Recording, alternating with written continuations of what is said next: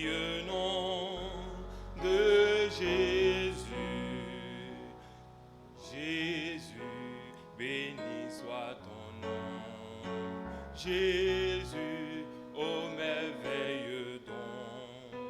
Jésus, suprême rançon, sois adoré pour toujours. J'aime ce nom dans le chagrin, il me soutient sur le chemin. Sa musique est de son divin, précieux nom de Jésus. Jésus, béni soit ton nom. Jésus, ô merveilleux don. Jésus, suprême rançon, sois adoré pour toujours.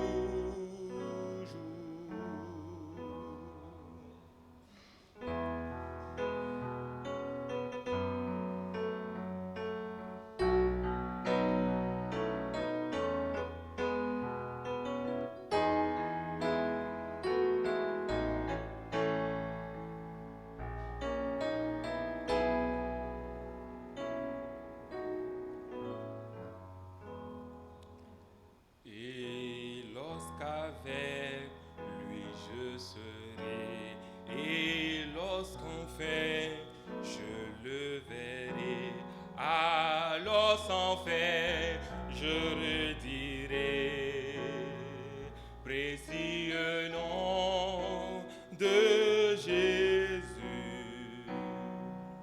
Jésus, béni soit ton nom.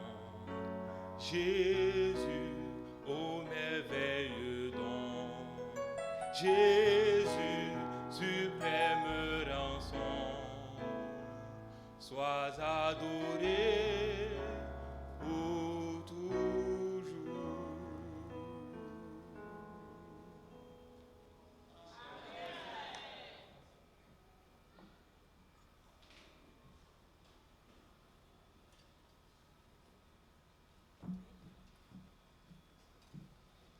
Nous allons continuer les louanges avec la chorale en chantant dans le cantique numéro 256. 256. Mina kondokpo handigbe lebona chiha. 256 awe à ton chropo. Pécheur, cherche à être sage. N'attends pas jusqu'au lendemain. Plus tu méprises la science, plus elle te sera cachée. Sois prêt à demander grâce. N'attends pas jusqu'au lendemain, avant que les jours ne passent et que le monde prenne fin. Sois prêt pour la bénédiction. N'attends pas jusqu'au lendemain, car ta lampe peut s'éteindre bien avant ta nouvelle vie. 256.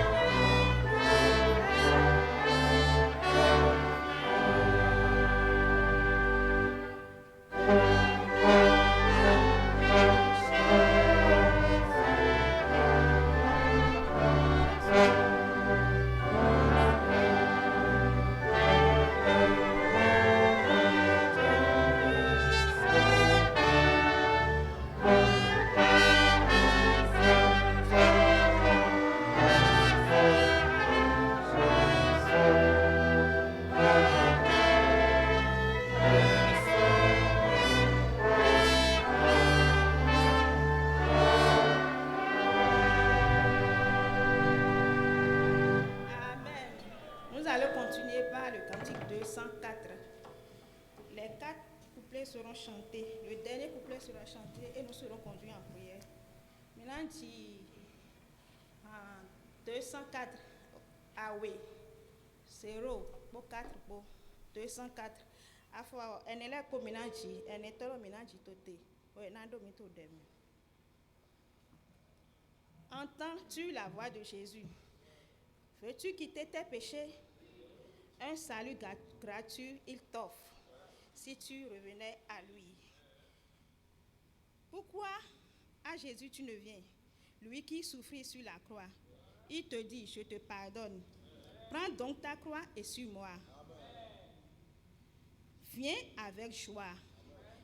Suis ton Sauveur. Reçois le Consolateur. Errant, sa douce voix t'appelle à demander et croire.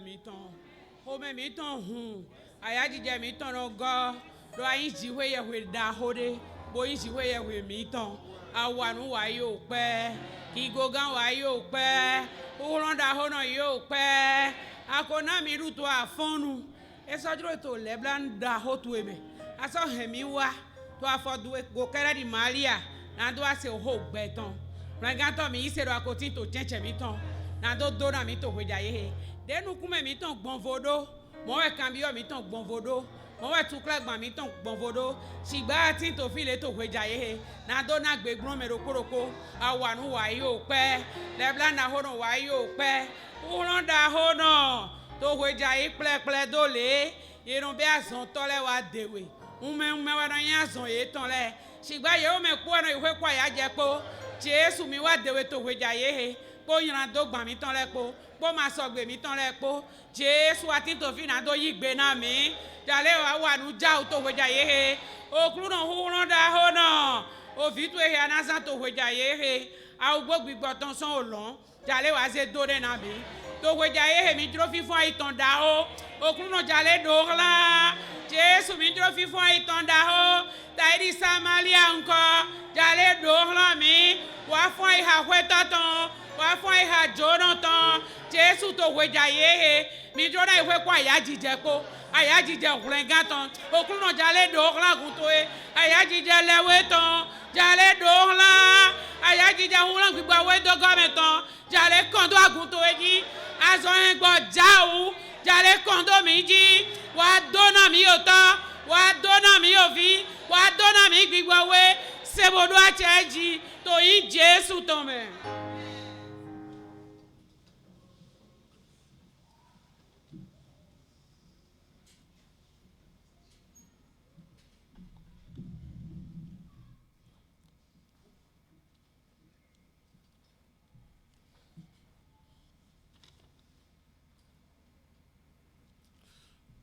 Nous disons bonsoir à toute la congrégation.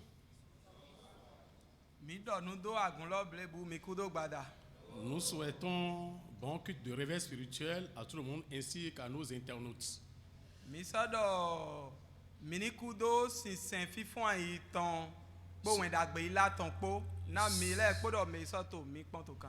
Celui vers qui vous êtes arrivé ne manque jamais de bénir. Il s'est apprêté aussi pour bénir ce soir. Il va nous bénir. Un réveil en Juda, un réveil à Jéricho.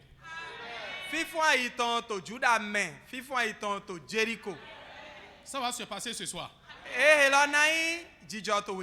En son temps, les gens d'Ézéchias étaient rentrés avec grande joie. Nous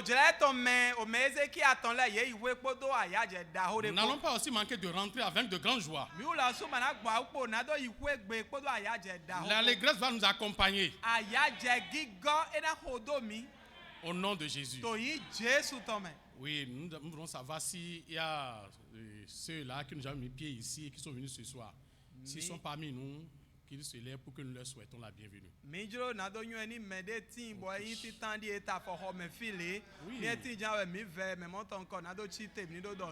Oui.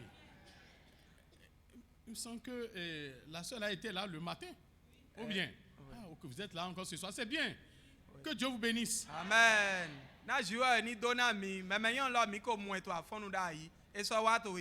Oui, elle sait que Jésus bénit. Elle est là pour encore remplir ses poches. Que Dieu vous bénisse. Oui, à la fin, il faut nous voir. Celle-ci nous a déjà vus. Toi, à la fin, vous voyez ceux qui sont debout là. Il fallait les contacter, ils vont nous amener vers nous.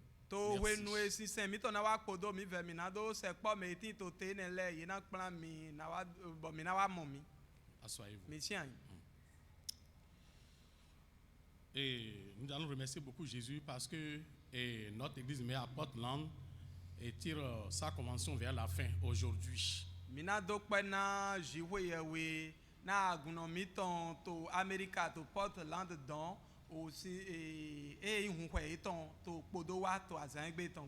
Que l'Éternel pleuve encore sur eux ce soir assez de bénédictions. Et n'allons pas manquer de nous rappeler la convention à Igbessa qui aura lieu du 14 août jusqu'au 28 de cette année.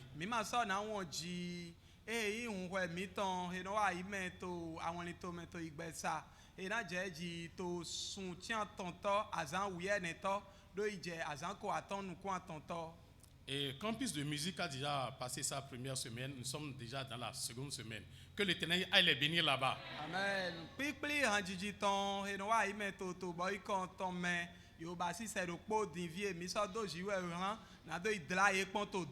On a besoin de soutien matériel et spirituel de tout le monde.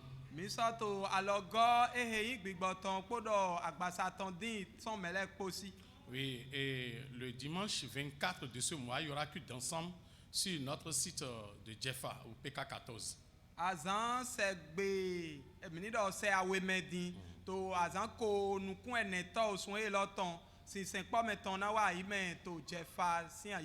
Oui, on a déjà rappelé au maître de l'école dimanche que le samedi prochain, nous aurons 2 leçons. Il faudrait qu'il s'en rappelle.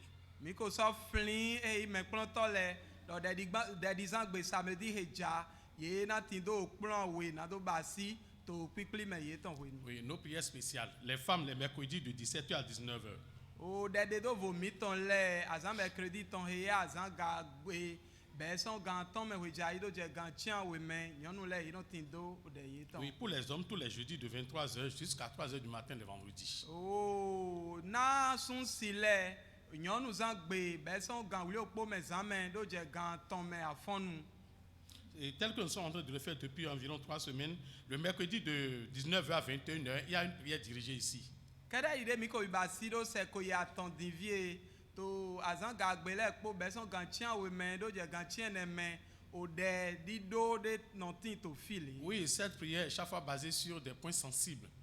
O de he lo e no no te do ho agode le ji Les programmes de la semaine, tito o se lo meton. du lundi jusqu'au samedi, toutes les 5h30 jusqu'à 6h, nous avons les prières matinales ici. Be son atezan gbe lundi kaka do ije de dizan gbe samedi son gan ton da me afonu do je gan chiro po me de afonu ton no tin to fi. Il est bon de prier.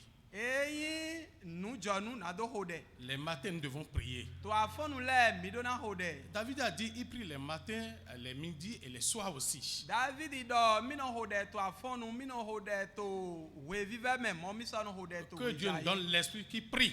Na jiwa ni na mi gbigbo ino hode. Et les soirs, et du lundi jusqu'au vendredi, de 19h30 à 20, de 19h à 20h, nous avons les prières du soir. To we jaile be son atezan gbe lundi do polo kaka do ije aholuzan gbe vendredi son gan tian we me do je gan tian ton me o de we jai ton le no tin to fi. Et si le Seigneur retarde sa venue le dimanche prochain à 8h30, les enfants auront leur culte dans leur chapelle. Ni okru no don iwa ton do go do to se gbe zan heja to gan tian ton da me afon no fi fin mi ton le na tin do si sen ton to ho ton me. À 9h00, les jeunes auront leur culte du dimanche dans leur salle respective et les adultes auront les leurs ici. O to gan tiene me pepe me wian le yina tin do we ho me se gbe ton to ho ton le me mo we me ho le yina so tin do ye ton to ho me fi. Oui, à 10h30, il y aura le culte de dévotion. To gan o da me si sen afon ton na jeji. Tel que nous sommes en train de le faire le dimanche prochain à partir de 17h30, il y aura le culte de réveil spirituel et d'évangélisation. Kana ide mi to bi basido to alonu to se gbe ja to gan ton da me we jai mina tin do si sen fifon iton po wen da gbe lila ton po. À la fin de toutes nos activités, nous avons le privilège de venir au banc de pénitents. Les femmes à notre gauche et les hommes à notre droite. Chacun a le devoir d'aller vers Dieu. C'est un moment précieux où il faut communiquer avec Dieu. O to si se mi ton le do po si vivonu teme hunda ina mi na do wa agbanu kan yonu le to ami on hwe mi ton sun si le to adusi hwe mi ton o jire we yin bo mi no yi na do no yi do ho he ji hwe wi. Autre opportunité, il y a aussi prière par imposition des mains pour ceux qui le veulent. Sous l'orientation des portiers, on va vous oindre d'huile et vous serez bénis. Alide vo sati na mehejlo na ye ni da mita na ebo hode na ye le ye na imedido son honji no tole de na do asian yi o janu kanton le ton me fi na hode na ye ti. Oui, à l'entrée du tabernacle, vous avez la boîte à requêtes là. Il y a des papiers dedans ainsi que des bics. Vous allez faire coucher vos intentions. Tout ce que vous voulez, vous pouvez mettre là. To bibia ho mi ton me don to godo minamo o patako de tin flin me we ma flin le te we kan tin so tin de me tout cela mi ton nous e mi to jijlo mina kan do fine. Tout ce que nous disons, il faut les accomplir, il faut le faire. Parce que la Bible en a mentionné. Parce que si vous le faites avec foi, vous aurez des réponses à vos prières. Beaucoup compris par là et ils ont obtenu des réponses. Nous e mi to di dole nous e bo mina ten pon Bible lo su do o mesusu ko gbon alié ye so mo pe glona o de ye ton le. N'oubliez pas de faire enregistrer tout ce que Jésus vous a donné. Il y a certains frères sur la table d'information au dehors. Allez vers eux, dites ce que Dieu vous a donné. Ils vont vous inscrire. Mima wonji na do wulanda yi nu he jiwe we na mi kede di dona leblo.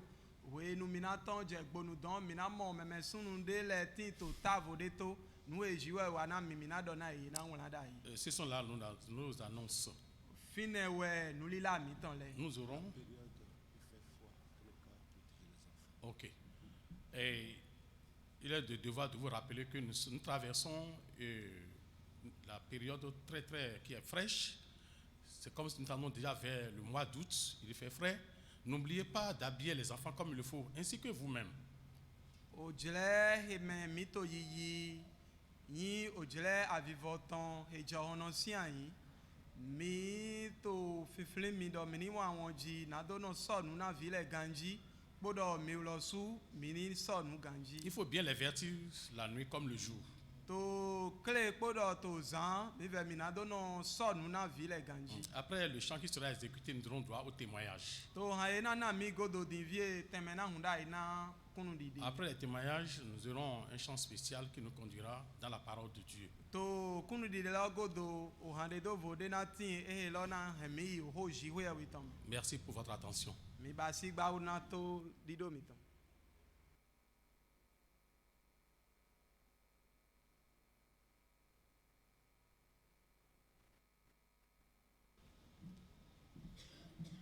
Nous allons chanter les 2 premiers couplets du cantique 675 pour le témoignage. Les 2 premiers couplets. Minadji et Ohan 675. Turo pochianwe aton. Minadji aforiri awele awetitan. De jen konle. Toene godo. Je suis heureux que notre Père au ciel parle de son amour dans son livre. Dans la Bible, je vois des merveilles. La plus précieuse est que Jésus m'aime. Je suis heureux que Jésus m'aime. Jésus m'aime, Jésus m'aime. Je suis heureuse que Jésus m'aime. Oui, Jésus m'aime aussi.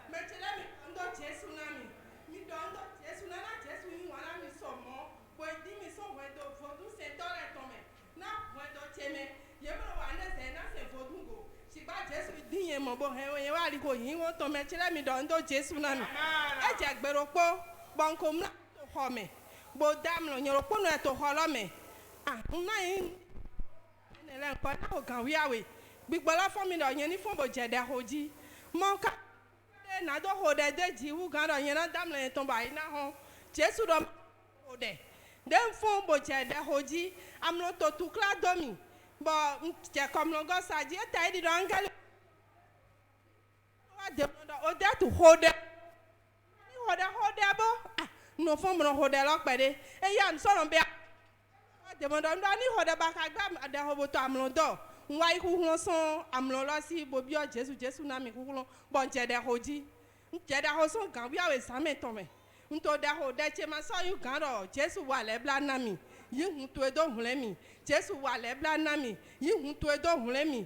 No to Tisson Chemejane. Bon to I see to Santeji, bon fombo zia bodo, bo ya vo bo gba bo so ya vo de vo bo do butache bo si ayin to san lo di fun bo to ho lo do po Jesu po dede bo to di do po dede so gan wi awe me kekera je gan ton po cheju pede ah na mo nde po nwa mo do ho cheme ye to touch ta to ho lo me ho de me ka te ho deux chambres salon we mo na mere ma ka to ho lo me ne ka bi won ji bo jo ho do nouveau ba jo to le bi ho me we ah ndo Jesu bon ka so mon ka se to fi bo to de ho mama gan do na mi do mai su ho che bon jo ho do ba jo to le bi ho me mo ndo gente bon to fle ndo Jesu hun to Jesu hun to Jesu hun to den to mo ndo ye to touch lo tagbon aga bo to ti tagbon file mo ndo ah Jesu hun to yi hun to do hun le mi mo ndo nde number cheju pade po me lo to so salon lo bo bi ho no lo do po me fi ensi ayin te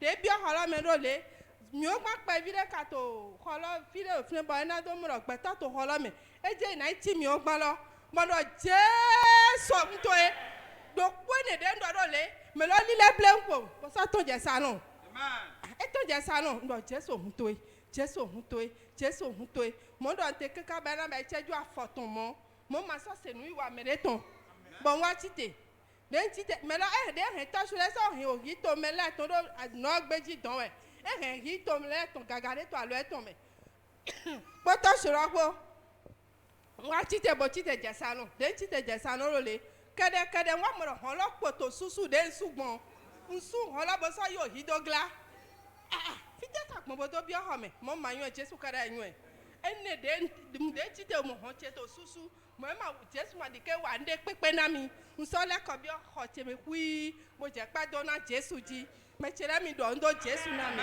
do chere ra me nu aton wa yi me la do si me de Jesu nyo na nye mi ton e fon yen bo yen iro hu won ti we ton do ho lo me Jesu wa mo na mi ni he o gbe che kaka ibi bo.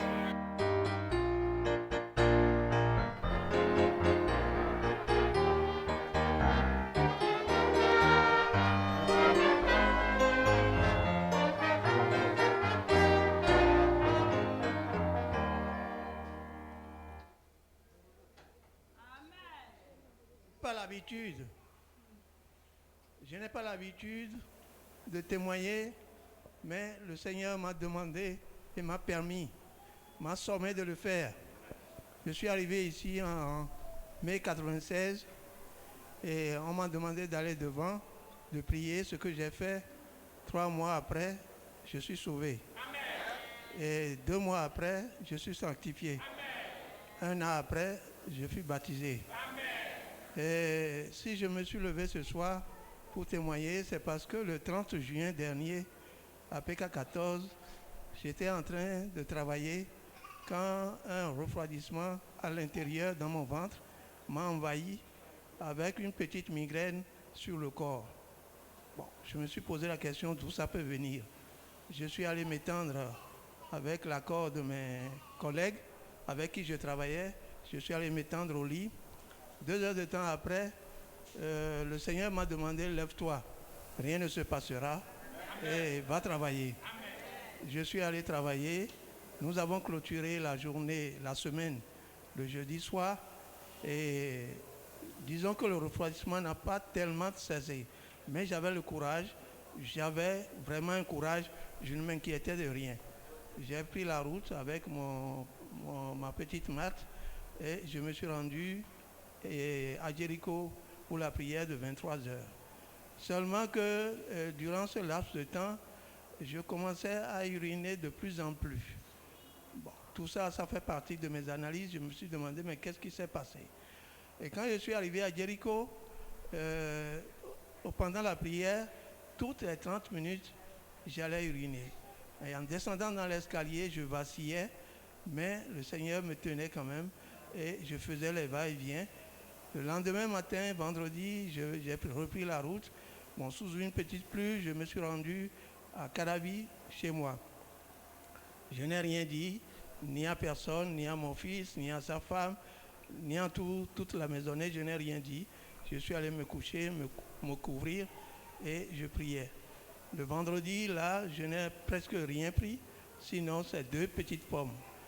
Et dans la nuit, durant toute la journée jusqu'au samedi matin, je pissais au moins toutes les heures. Toutes les heures, il faut que j'aille pisser. Et seulement qu'il faut traverser, il faut faire au moins 5 mètres de ma chambre. Mais durant tout ce temps, personne ne savait que j'étais malade. Bon, le samedi, je priais comme ça aussi. Et j'ai aussi mangé 2 petites pommes aussi. Mais dans la nuit du samedi au dimanche, la voix me dit, examine-toi, réexamine-toi comme Job. Ce que j'ai fait. Et le dimanche matin, la voix me dit, je t'ai sauvé. J'ai renouvelé tes forces comme les aigles. Prie, continue de prier et tout est fini. Et le lundi matin, bon, et jusque-là, la maisonnée n'a pas constaté que j'étais malade. Bon, ce n'est que le lundi matin, quand le grand garçon de la maison m'a vu aller vers les toilettes, il m'a dit, mais Pépé, pourquoi tu n'es pas aussi dégourdi comme d'habitude? Donc j'ai dit, je suis un peu indisposé. Je crois que c'est lui qui a rapporté à son papa que j'étais malade. Et là, lui s'est mis à s'alarmer, à informer tout ce qu'il peut. Bon. Et les gens ont commencé par me demander, quoi, tu n'as pas fait ceci, tu n'as pas fait ça.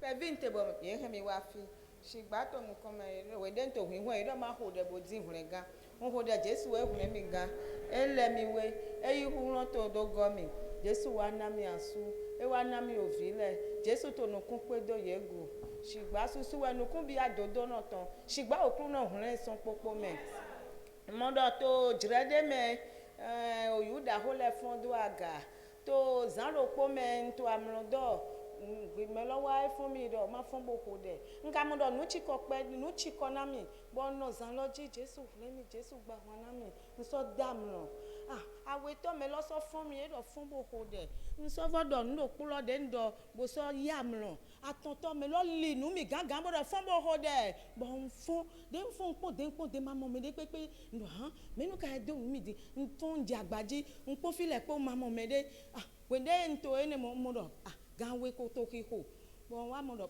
baba e ton su ma ko egbe e to pe ka bodo o ban le be to don pe kan fo bo mi to ne ye to nu se pe àwọn ayu le ma ja pe we do yo mi ni da mo do ma gan wa yi je na hon na do azan lo ndo eyun ngbobo abi oho me wende mba ye ne le po mo do amlolo e ko yi wa je klobo je de ho ji wende nto de ho kaka ndi gan ton nde po wa mo do o gbigbo lo wa bodo bo khoda na ovile bo wa chede ko na yo pole nwa modo mu lo ovi me do po e wa yi akwa gangan mi jomi do ma jei wendo bo yi wezun kom kloji wente ma to amlome nbe wezun bo je khode me yete nko modo o je o pa me se hun loji bo ko to hun lohun bo jei bo zo je ndo fite ajei e ma jei fide ni Jesu ti to fi zindo komedo eya mi ni ko de mla ko ton ko fo mepo mi je de ko ji to gbe negbe mo we Jesu Christ gba wọn na mi ne ni do amlo ene me wente mi ko nu me yin kana ko de te sigba jo ni gwa lo na mi na do no iwe popo ndo no ko de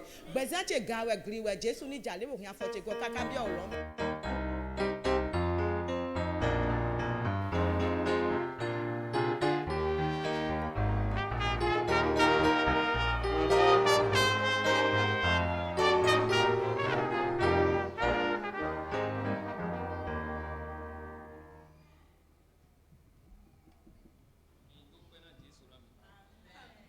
Jesurami o meche unweja ye na do pe na Jesu mi ton jawu no we to when agbe me Jesu we won mi gan ile mi we e ron bodo go mi do pe na Jesurami o me un che da ho yin do to wian che me we Jesu e yiro mite bo nu he ma nyu ele Jesu no basinami e ko to bi basinami e no basinami we zombo do jan de kunu na dagbe Jesu basinami mando to selo pope wa iwe vice titan de mi do leko wa kwe bo nu ti te de ete vilo de ete vilo mais to kwe po mi ko le ye fi nu ti te lo bo ye mo do wan vu e ton son me on se holo to ho me do ye fi nu ti te bo wan vu e ton son me iye ton wa do na mi se ta idi me ye man se ton lo kon do wan vu ye no fi nu ti te bo wan vu no mi do pe na Jesu na mi do pe na Jesu na mi Jesu mi ton klo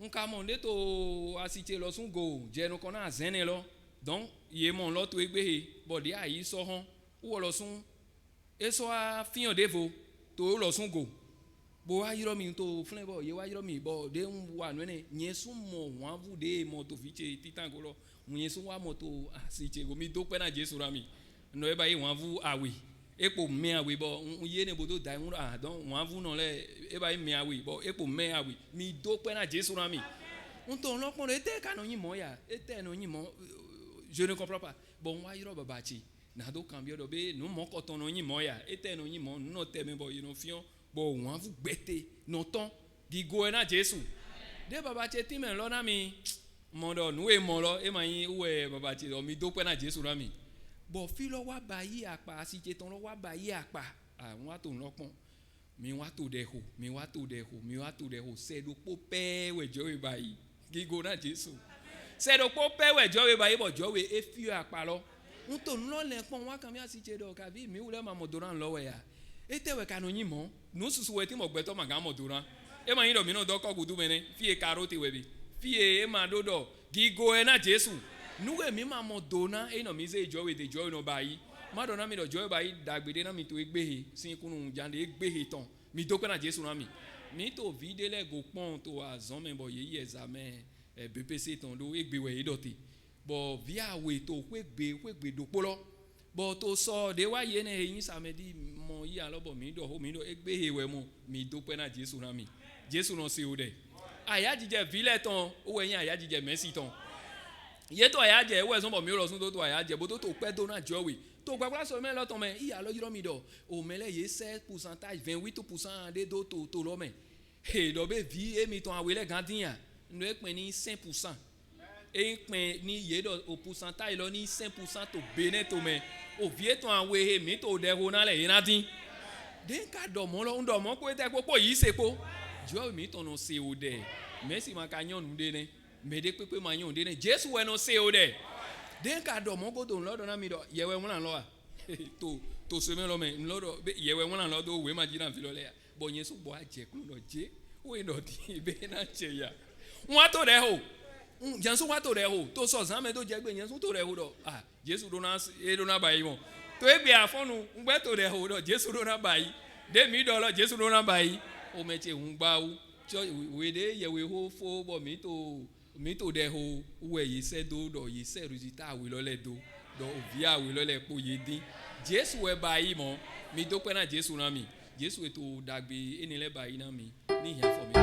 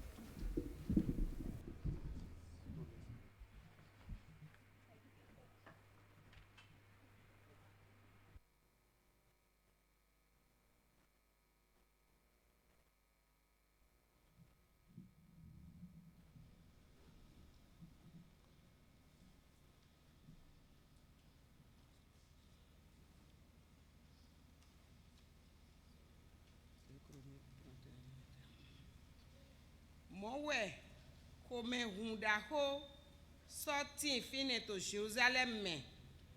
Naso sa Solomoni. Excusez-moi. Lewe Ezekia wado ledo Juda le pope. Ewo so wa eneke yin dagbe po jijro po nugbo po to kuno jiwe yawe tonu kan gbọ́dọ̀ to azondo poropo he sheme to sisen oho jiwe yawe ton loton me gbọ́dọ̀ to seme gbọ́dọ̀ to gbedide leme na dono din jiwe yawe ton ayika eton lepo edono we bo soduale. Voilà ce que fit Ézéchias dans tout Juda. Il fit ce qui est bien, ce qui est droit, ce qui est vrai devant l'Éternel son Dieu. Il agit de tout son cœur et il réussit dans tout ce qu'il entreprit en recherchant son Dieu pour le service de la maison de Dieu, pour la loi et pour les commandements. Bon, o bibeli hia mi to he me minade ota ye ko mi ton he yo hon gran ti dudu ton.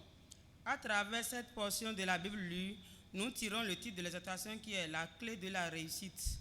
Mi mo mede to file ehe bibeli o hosiwe yewe ton ede kunu na to file. Nous voyons ici un homme de qui la Bible a témoigné. Mehe Ezekia. Cette personne est Ézéchias. Mi mo do Ezekia ehe etindo baba ehe masenjiwe yewe. Ézéchias a un père qui n'adorait pas Dieu. Il n'a rien fait de bien devant Dieu.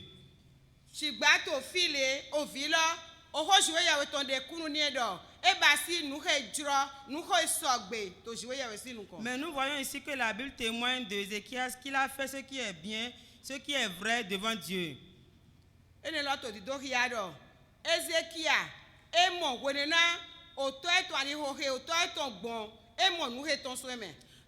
À travers cela, nous voyons que Ézéchias, lorsqu'il a observé ce que son papa faisait, il a vu ce qui a découlé de cela.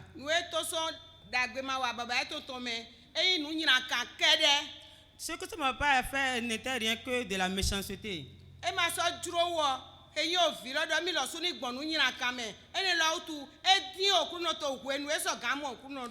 la voie que son papa a suivie n'a pas plu à Ézéchias. C'est pour cela qu'il a recherché Dieu lorsqu'il a fait face à cette situation.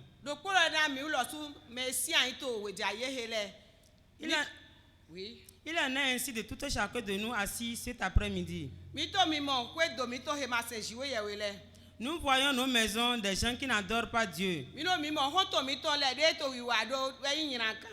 Nous voyons nos amis qui font ce qui n'est pas bien devant Dieu. Et nous savons les résultats qui en découlent.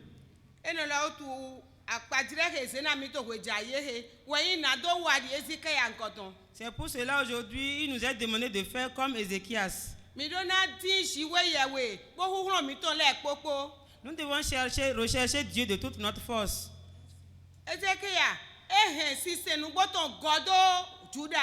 Ézéchias a restauré l'adoration de Dieu en Juda.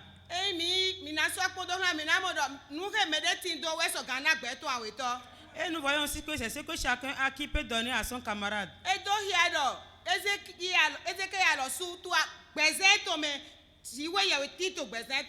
Et ça, cela montre que Dieu est présent dans la vie d'Ézéchias. Si Dieu est présent dans la vie de quelqu'un, il peut avoir de la réussite. C'est pour cela que Dieu a rendu un bon témoin d'Ézéchias. Nous devons choisir aujourd'hui ce que nous devons faire.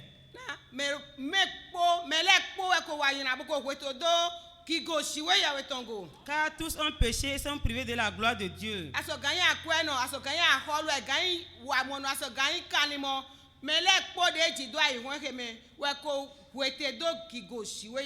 Tu peux être pauvre, tu peux être riche, tu peux être tout ce que tu as, quel que soit ton rang aujourd'hui. Chacun de nous a péché et est privé de la gloire de Dieu.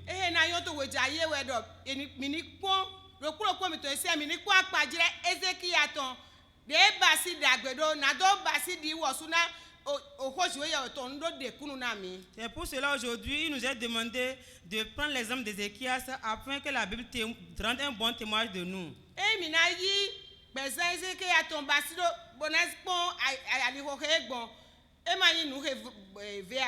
Si nous observons bien Ézéchias, ce qu'il a fait, cela n'est pas difficile pour nous. Dieu le Père a déjà tracé le chemin, cela est facile pour nous aujourd'hui.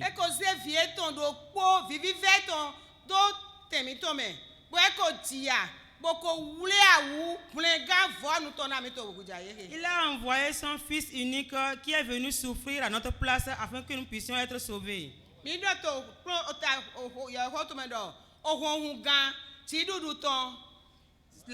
titre de la récitation est la clé de la réussite.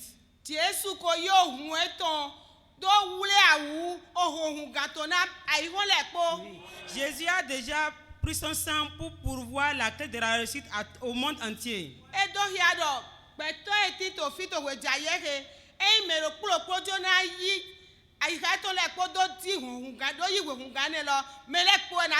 C'est pour cela si chacun de nous est assis ici ce soir, si nous demandons à Dieu de cette clé-là, nous pourrons l'obtenir. C'est une bonne chose d'avoir cette clé de Jésus-Christ. Cette clé que Jésus-Christ fait tout pour nous aujourd'hui. Pour cela, chacun de nous doit s'efforcer à obtenir cette clé.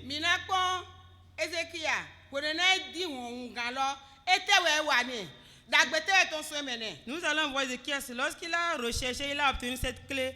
Quel bienfait est sorti de cela pour lui?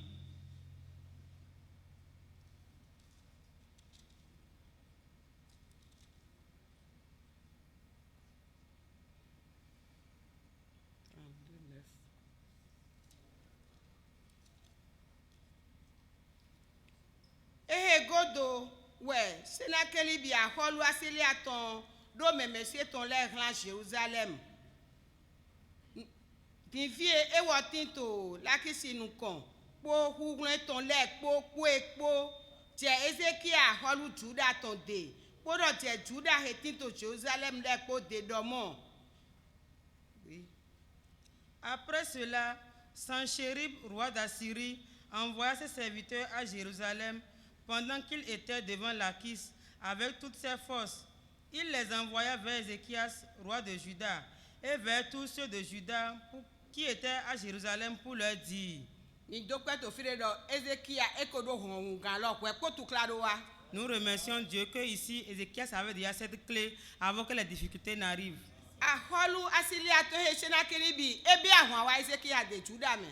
Sanchérib, le roi d'Assyrie, est venu envahir Juda. C'est l'exemple du diable. Les forces du diable, les maladies, les difficultés. Elles sont venues à Juda. Si c'était toi, est-ce que tu as déjà cette clé? As-tu déjà cette clé? Sans cette clé, tu ne peux pas avoir la victoire. Cela est l'exemple du salut aujourd'hui. Tu dois t'efforcer ce soir, rechercher et obtenir le salut de ton âme. Si tu n'as pas le salut de ton âme, tu n'as pas cette clé en main. Et si la guerre venait, que vas-tu faire? Sans cette clé de la victoire, comment pourrais-tu avoir la victoire?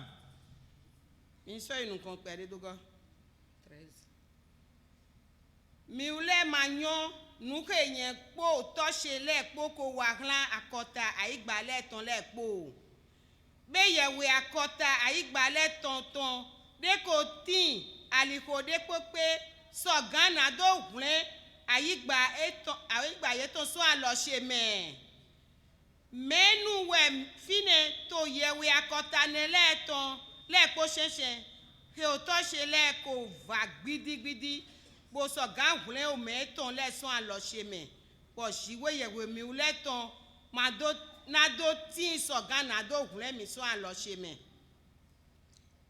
Ne savez-vous pas ce que nous avons fait, moi et mes pères, à tous les peuples des autres pays? Les dieux des nations de ces pays ont-ils pu délivrer leur pays de ma main? Parmi tous les dieux de ces nations que mes pères ont exterminés, quel est celui qui a pu délivrer son peuple de ma main, pour que votre Dieu puisse vous délivrer de ma main? C'est l'ennemi qui parle au roi Ézéchias et à tout Juda. Lui, l'ennemi a toujours eu la victoire sur toutes les nations. En quoi a-t-il confiance? Mais Ézéchias avait confiance en le Dieu vivant. Toi, ce soir, en qui as-tu confiance? Si tu n'as pas le salut de ton âme, tu ne peux pas avoir confiance. Tous ceux qui ont témoigné tout à l'heure, c'était parce qu'ils avaient le salut de leur âme. Cela leur a donné l'opportunité de crier à Dieu. Le pécheur ne peut pas crier à Dieu dans temps de difficulté et il va lui répondre.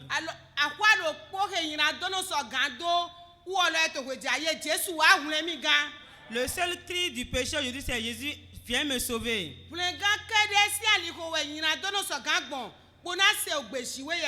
C'est la voie du salut que le pécheur doit emprunter pour être sauvé ce soir. Et Jésus a déjà tout apprêté ce soir. À travers le sang de son fils Jésus. Avec foi, observez, il y a beaucoup de clés ici. Les clés sont ici au banc des pénitents.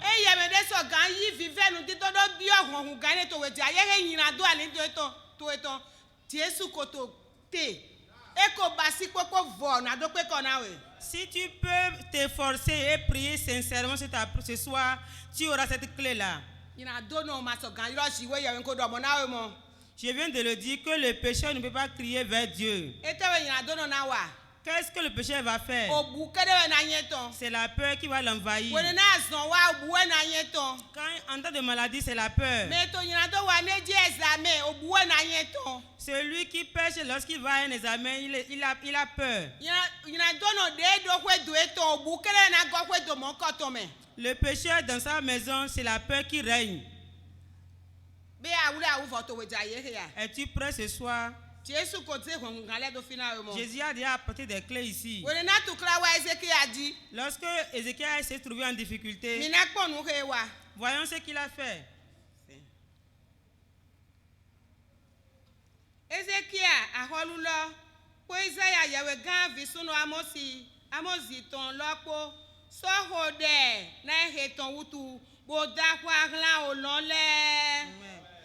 Le roi Ézéchias et le prophète Ésaïe, fils d'Amo, se mirent à prier à ce sujet et ils crièrent au ciel.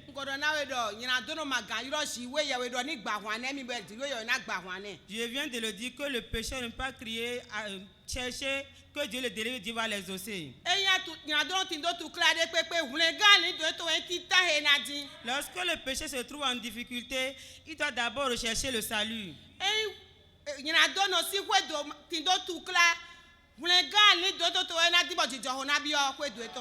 Lorsque le pécheur, sa maison est en difficulté, la première des choses qu'il doit faire est de rechercher le salut.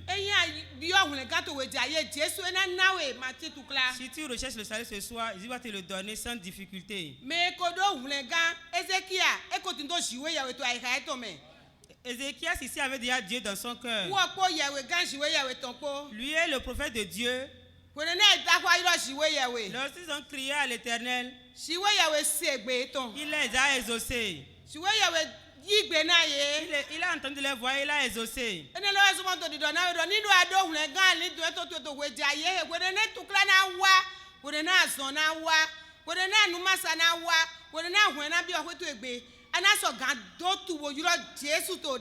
Si tu as le salut de ton âme, lorsque les difficultés vont arriver, la mévente, la maladie, si tu peux crier à l'Éternel, tu auras la victoire.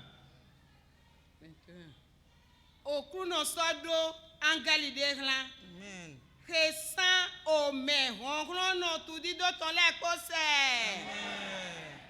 Alors,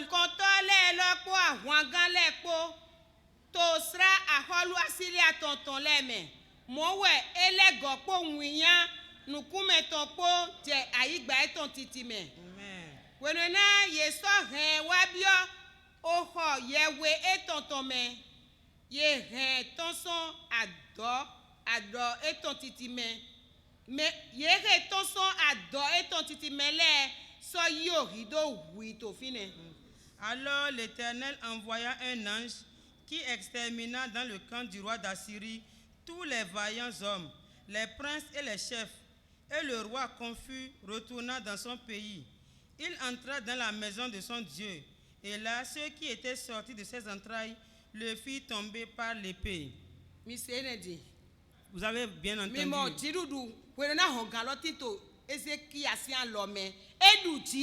Vous voyez ici, lorsque Ézéchias avait la clé en main, il a eu la victoire. Lorsque les difficultés sont arrivées, il ne s'est pas enfui et laissé le peuple.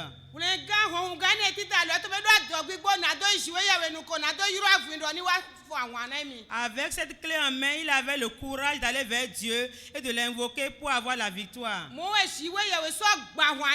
Et Dieu lui a donné la victoire. Que veux-tu ce soir? Veux-tu avoir la victoire comme Ézéchias? Si tu veux avoir la victoire comme Ézéchias, tu vas chercher le salut de ton âme. Si tu es déjà sauvé, tu cherches la sanctification.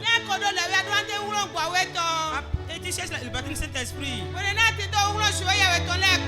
Si tu as la puissance de Dieu en toi, ceux qui sont avec toi seront plus nombreux que ceux qui sont avec eux.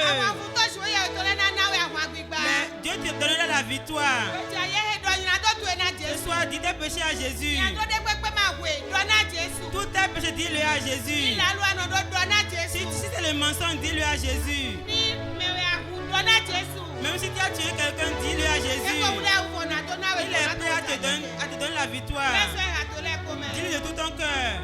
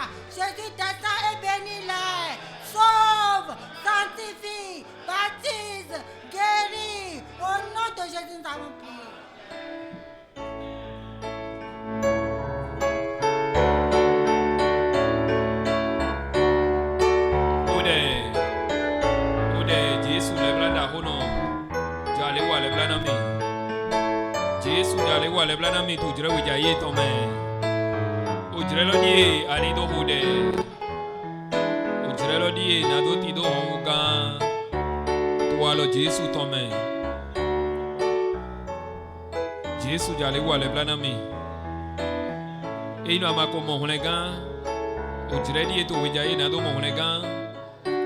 Ino amako tido lewe to we, ujredi anido hodena lewe to we. Ino amako tido hulo gbawe ton, ujre hunda ina we anido ti hulo gbawe ton.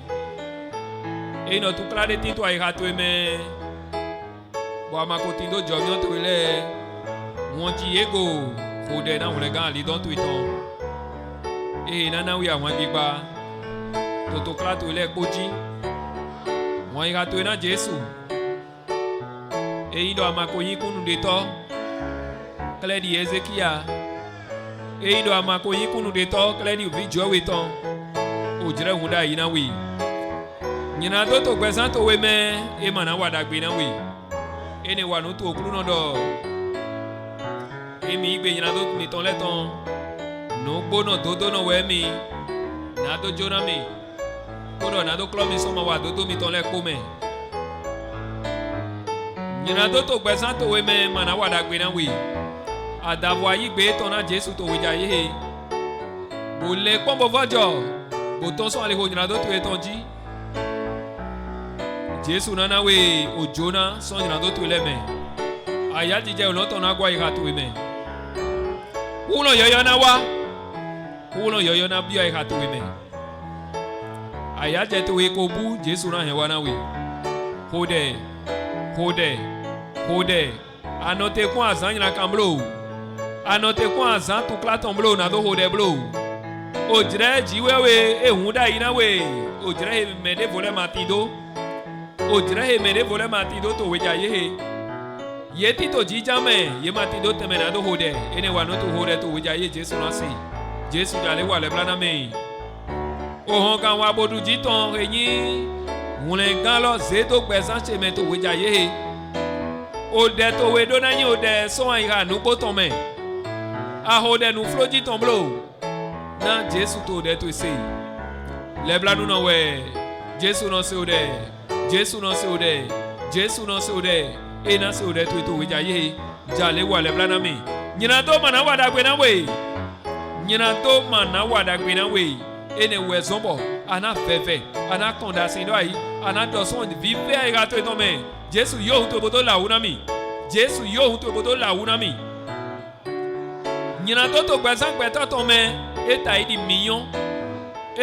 million Jésù wa le blana mi Jésù ko kon lo do so Calvary tonji na de se nyina to le poton ngala mede pepe he yise to hun Yesu ton lome to hun alenu yoyo ton lome eye konda ina de se ina to le poton da kwa jure so ika nu poton me le blanu no we Jésù le blanu we Jésù le blanu no we Jésù anote kwa azan ina kamblo anote kwa azan tu klaton blo anote kwa azan a vi ton blo we po godo da kwa jure blo e ino amamo hunlega atito a ogle da home e ino amako mo jona ina do ton atito a ogle da home vevena Jésù edo emi mono ome Jésù bana jowe do nyina do de pepe ya so gan yi gbe ton to Jésù nu kon Jésù le blanu no eti to finu kon eto veve gbigbo we to alogona me gbigbo we to alogona we gbigbo we to alogona we da kwa bo yoro Jésù to we jaye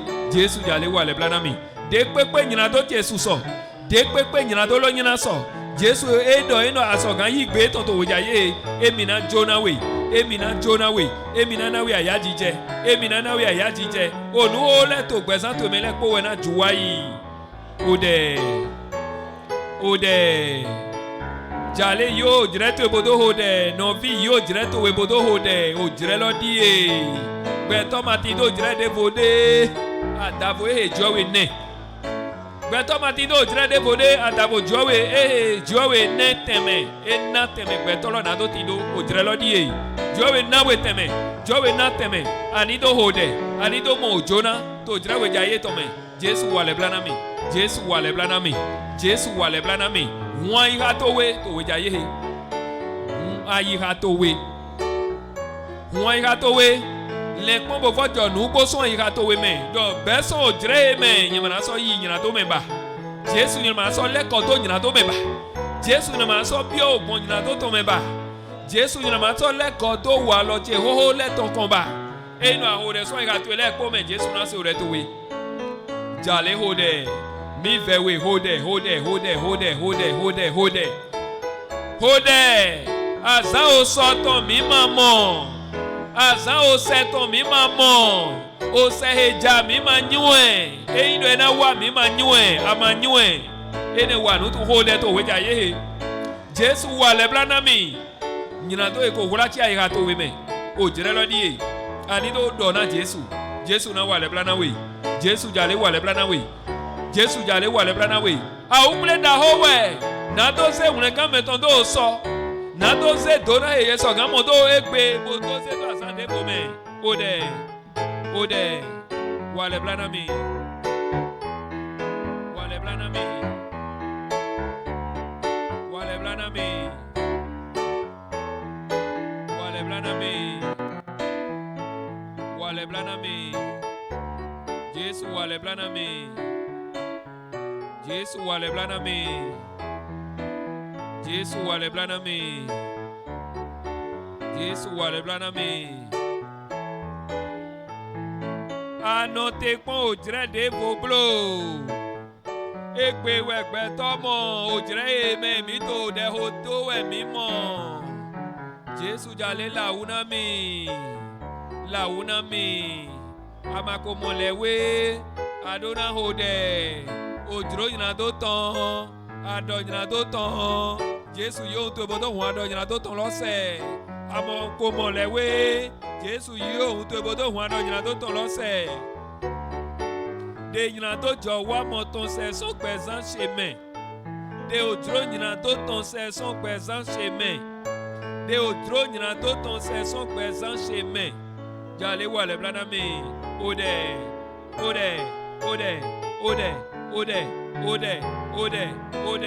Amako de kunu huno kwa we tonton.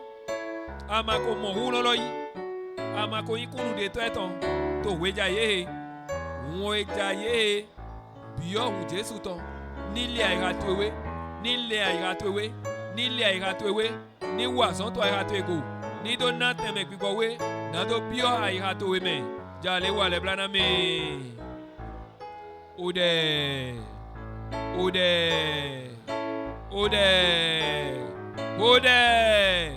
Mi manyo so mayi miton. E mayi towe mayi yeton. Ene wa nutu. Yi vive nutu ebodo hode. Etewe aja ko nyina do ihame bodo wa. Etewe aja nse nyina do ihame bodo wa. Etewe tito tewe adro na do se nyina do tito ihame na do basi. Etewe adro na do basi. Jesu to yiro we. Ena Jonah we. Jiwe yewe miton leblanu no we. Leblanu no we jiwe yewe miton mo. Edo nyama na kpe mede kpepe na wanyete. Wele na mi wajiwe we te to leblanu me to le pon vojo me e mana on mi. Ode. Nyina do to e to iha me etewe adro na do ibodo basi. Ale tewe nyina do na ewa ale nyina kanwe. Kon adasi veve na Jesu. Veve na Jesu. Ena gwalo na we. Ye kon weton dai. Eze ogbe ton Jonah mi. na mi o me ko nyi me ye ko su ye ko ta we na me ye ko ule do game na ye ni do de mi trante ko de to we jaye ete o tu agbe to ti to gan legba to me to we jaye Jesu na de we trante ode ode ode ode ode ode ode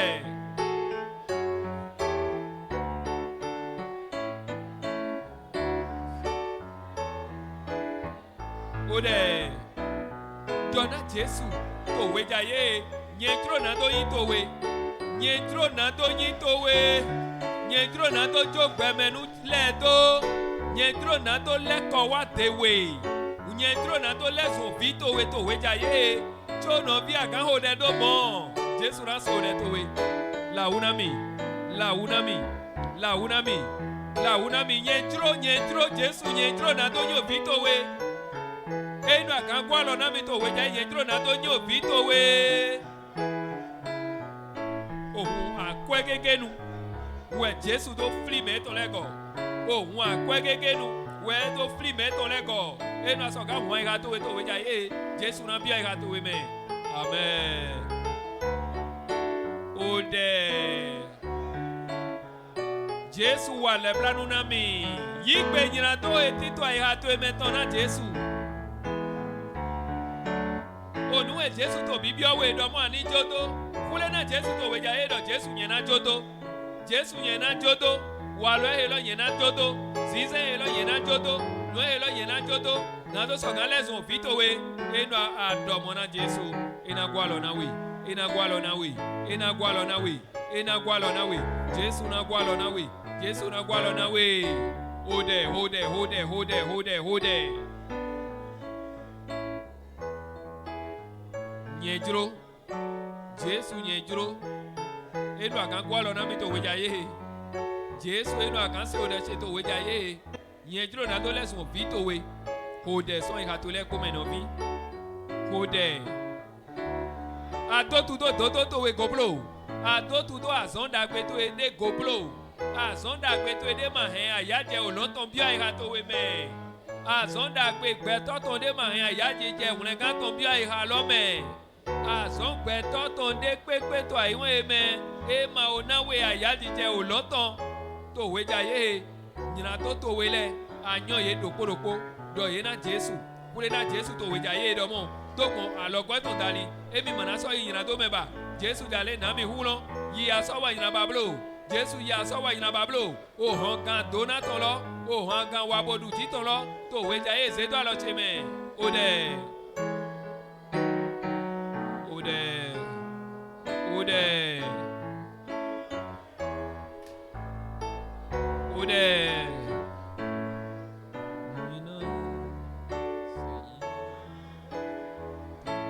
nyena so yin to we Jesu nyena so yin to we nyentro Jesu nyentro janwe yo to we lo es konto so calvali tonji ohun ede de odo sene lo yo ohun lo bodo kuro ika che we to we jaye bi aso gan o de do mo to we jaye Jesu na le ika to we Jesu na su we na we Jesu na do de awu nyina to ton lo se e na se awu we tete bo se do na we ode awu ne gan ton lo bi akoti do e awu ne gan ton lo bi akoto awu ne gan ton bi akoto e jono do na me ton le be e ko do na we ode ba ika to me ko to jira we jaye to me ode no vi ode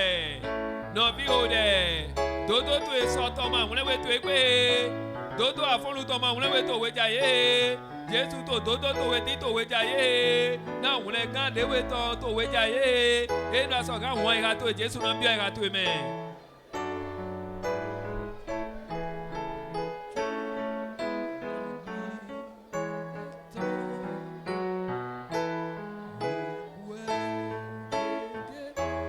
ohun akwegege nuwe do vieton le oh Jesu wa le blana mi Jesu wa le blana mi Jésus wà lẹ́bla náà mi. Inú àdúró tó wéjà yé. Inú àtẹ̀tí tó gbọ̀n mẹ́. Inú àtẹ̀tí tó sísọ òwú tọ́ mẹ́. Lẹ́bla ló jọ́ wé tán. Iná yìí kákábò ìṣèwé sọ ògbọ̀n lọ́mẹ́. Iná dèwé sọ ògbọ̀n yìnyín tó tán mẹ́. Iná dèwé sọ ògbọ̀n yìnyín tó tán mẹ́. Inú àtẹ̀tí tó tọ̀ yìnyín tó tán mẹ́. Òwú Jésù tó náà yìí fúnlẹ̀ bò náà yìí ṣèwé. Jésù náà ṣèwé sọ òtẹ́nẹ̀ lọ́mẹ́. Bò náà ṣèwé tó sọ́jí. Bò náà ṣe òhàn pípa tó tọ́ ìhà tó mẹ́. Bẹ́ẹ̀ àdúró. Bẹ́ẹ̀ àdúró tó wé jayé. Jésù náà ṣe òrẹ́ tó wé. Nọ̀bí hòdẹ̀. Jésù náà ṣe. Jàlé wà lẹ́bla náà mi. Jàlé wà lẹ́bla náà mi. Àmàgásẹ́ ìyìnlá tó tó ewúrẹ́ náà. Àmàgásẹ́ ìyìnlá tó tó ewúrẹ́ náà. Jésù tó àyíká lọ́mẹ̀. Ètò pípọ̀. Ètò nùfúlọ́ tó pọ̀. Jésù tó àyíká tó mẹ́ pọ̀. Ẹnu àsọ̀gá ń wọ́n àyíká tó wé. Jésù náà bí àyíká tó mẹ́. Ẹnu àsọ̀gá ń dọ̀nù kó tó wé jayé. Jésù náà wà lẹ́bla náà wé.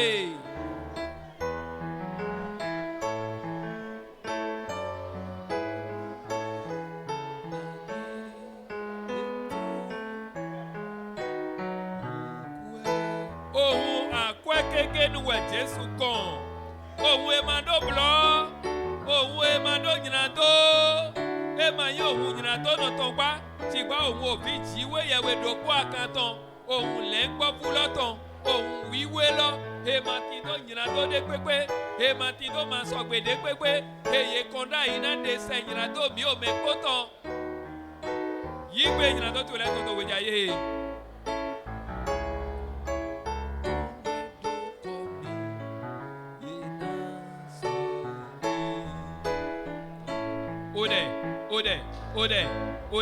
Ode.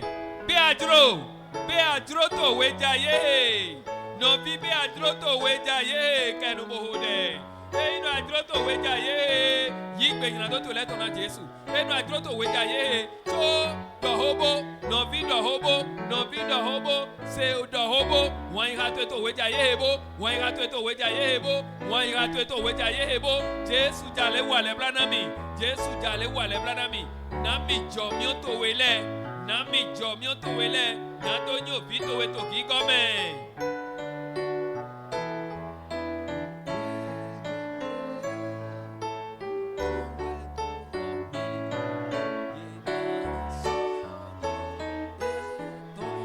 Enu àsọ̀gá òde tó wé jayé. Òun ẹni lọ.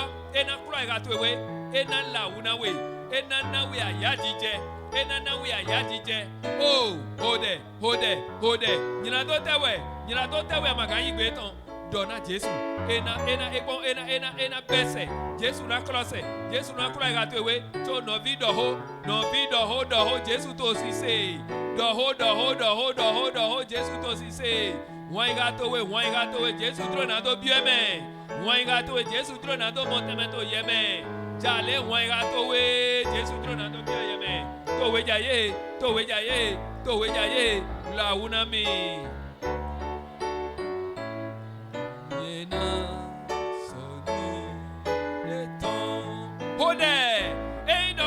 Tó wé jayé bọ̀ Jésù jóná wé òun àpẹ́gẹ́gẹ́ nu ẹni lọ ẹna kúrò ìhà tó wé tó Jésù jalè wà lẹ́bla náà mi Jésù jalè wà lẹ́bla náà mi nọ̀bí bí asọ̀gán hòdẹ̀ bẹ́ẹ̀ nọ̀bí àgán hòdẹ̀ tó wé jayé tó àgán hòdẹ̀ tó wé jayé àgán hòdẹ̀ náà wà bòdùjí tó wé bí asọ̀gán hòdẹ̀ náà wùlẹ̀ kàn lídó tó ètàn bí asọ̀gán hòdẹ̀ náà jọ ẹni gbọ́lọ̀ náà wé bí asọ̀gán hòdẹ̀ náà lẹ́bla nù jọ wé tán tó wé jayé bí asọ̀gán hòdẹ̀ náà jíwẹ́ ní wàdàpẹ̀ náà wé bí asọ̀gán hòdẹ̀ tó wé jayé náà jọ ẹni gbàmọ̀ náà wé náà asọ̀gán hòdẹ̀ tó wé jayé náà tó yín nù wà kwẹ́tò nù kú jọ wé tán mẹ́ hòdẹ̀.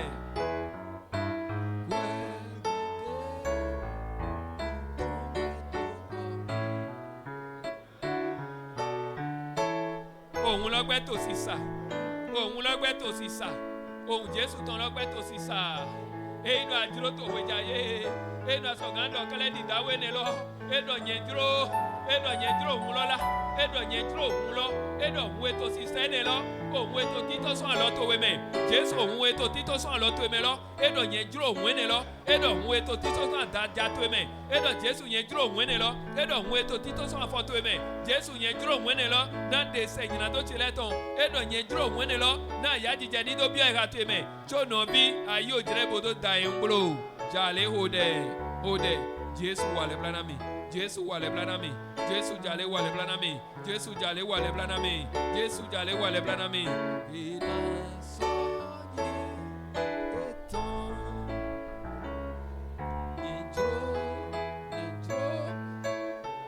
Jésus yendro. Jésus yendro ani wale blanami. Jésus yendro do ani wale blanami. Jésus yendro do ani kule igatiga. Jésus yendro do ani le igatiwe. Jésus yendro do mo ani do na oto. Ni do pigbo wiwe lo ngana igacheme. Jésus yendro to wejaye na do nyo vitowe. Jésus yendro to wejaye na do fongna toto. Jésus yendro to wejaye na do ti do àwọn agbigba to gbesan cheme. Jésus yendro to wejaye na do zizoni to aligo to eji. Yendro to wejaye na do nyo vitowe e be adro. Jésus to ki cambio we do be adro.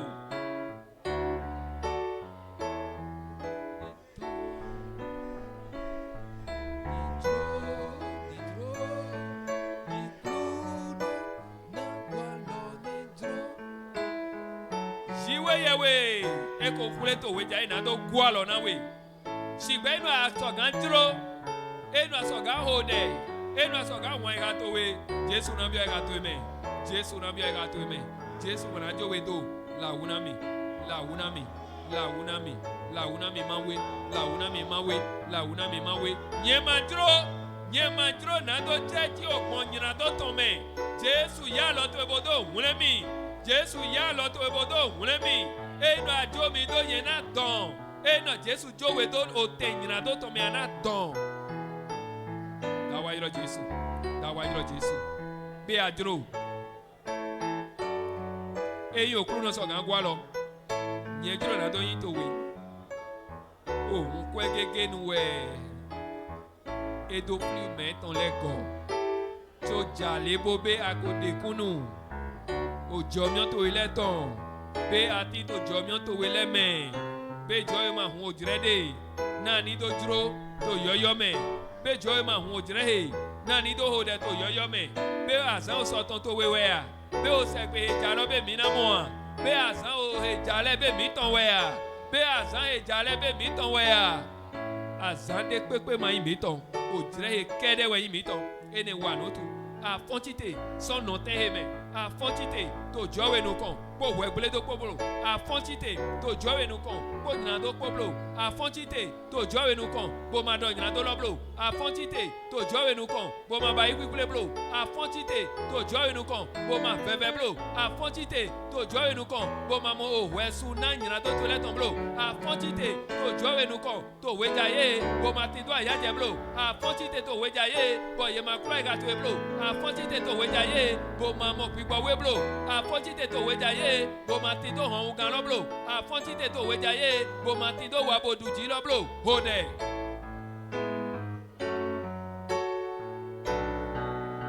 hode Jesu wale blanami Jesu wale blanami Jesu wale blanami Jesu jale wale blanami nyena hode nyena so yitowe Jesu yena so yitowe Jesu yena so yitowe Jesu nyendro la Jesu nyendro be adro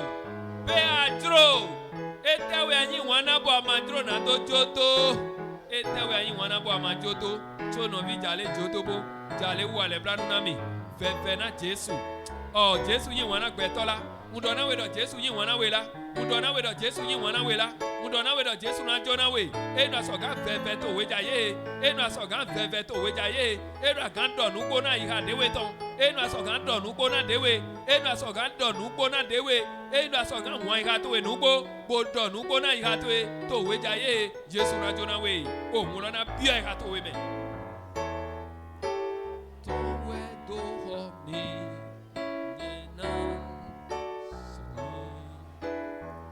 ohun lo eto sisa mi manyo jire me ohun lo na do alote mede manyo wenu na ohun lo na do alote na hun le gan mi ton mede manyo jire me ohun na do alote ene wa nutu afontite son te me bo matino kiablo bo mayo ki ajowe ton blo afontite son no te me bo matino hon gan he lo blo afontite son o te me bo matino hun le gan blo afontite to te me bo we ti da ko blo Afonti te to te amen. Bo matido aya jeblo. To weja Jesu na bia hatu amen. Wale blanami. Wale blanami. Wale blanami. Adona mo lega. Adona mo lewe. Adona mo hulo kwa weton. Adona season to alewology. Jale wale blanami. Jale wale blanami. Jesu na mi hulo. Jesu na mi hulo. Jesu na mi hulo. No vi adona hode. Hode so nga to le kome. Hode so nga to le kome. Ohun lo gbe to si sa. Sigba mi ma yan wenu na do alo tedo. Hode. Be ajro. Be ajro. Be ajro. Be ajro.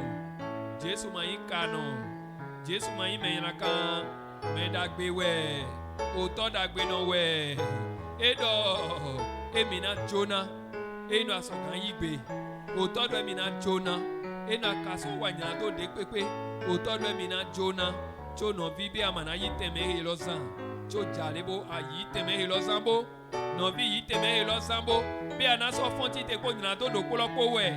Be anaso tonso no te me ko nyina to do koloko we. Cho jalebo ode. Jesu manajo wedo. Ena se ode tuwi. Basi vivle ko Jesu ko. Basi vivle ko Jesu ko. Basi vivle ko Jesu ko. Ena se ode tuwi. Jesu na se ode tuwi. Jesu na se ode tuwi. Hode.